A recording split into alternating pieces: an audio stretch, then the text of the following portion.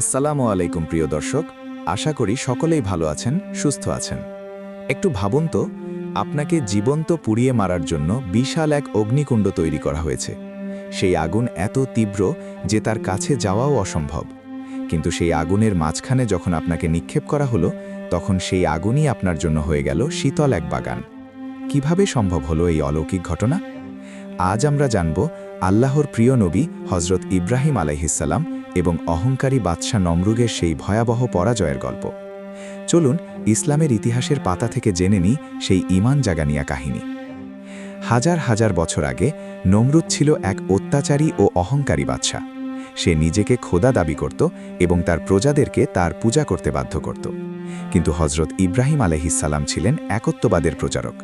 তিনি মানুষকে বোঝাতেন যে একমাত্র আল্লাহই ইবাদতের যোগ্য।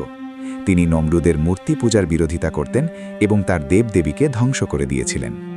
নমরুদ হজরত ইব্রাহিম আলাইহিসসালামের এই কাজে অত্যন্ত ক্ষিপ্ত হল। সে ইব্রাহিম আলাইহিসসালামকে শাস্তি দেওয়ার জন্য এক বিশাল অগ্নিকুণ্ড তৈরি করার নির্দেশ দিল। সেই অগ্নিকুণ্ড এত বড় ছিল যে তাতে আগুন দেওয়ার পর তার শিখা আকাশ ছুঁয়ে যাচ্ছিল। মানুষ দূর থেকে সেই আগুনের তাপ অনুভব করতে পারত।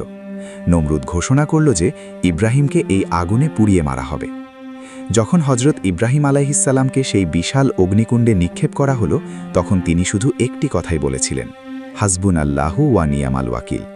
আল্লাহই আমাদের জন্য যথেষ্ট এবং তিনিই উত্তম কর্মবিধায়ক।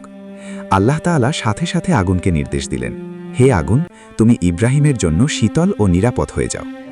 আল্লাহর নির্দেশে দাউ দাউ করে জ্বলা সেই আগুন মুহূর্তেই হজরত ইব্রাহিম আলাইহিসসালামের জন্য শীতল ও শান্তিময় এক বাগানে পরিণত হল।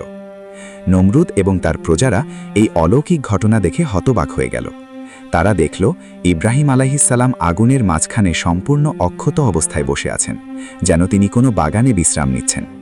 এই ঘটনা নমরুদের অহংকার চূর্ণ করে দিল এবং আল্লাহর ক্ষমতাকে প্রমাণ করল।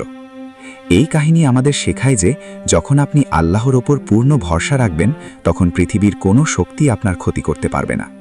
আল্লাহ তার প্রিয় বান্দাদেরকে সব বিপদ থেকে রক্ষা করেন। এটি আরও শেখায় যে অহংকার এবং আল্লাহর সাথে শিরক করার পরিণতি অত্যন্ত ভয়াবহ। বন্ধুরা, হজরত ইব্রাহিম আলাইহিসসালামের এই অলৌকিক কাহিনী থেকে আমরা কি শিক্ষা পেলাম? আপনার মতামত কমেন্টে জানান।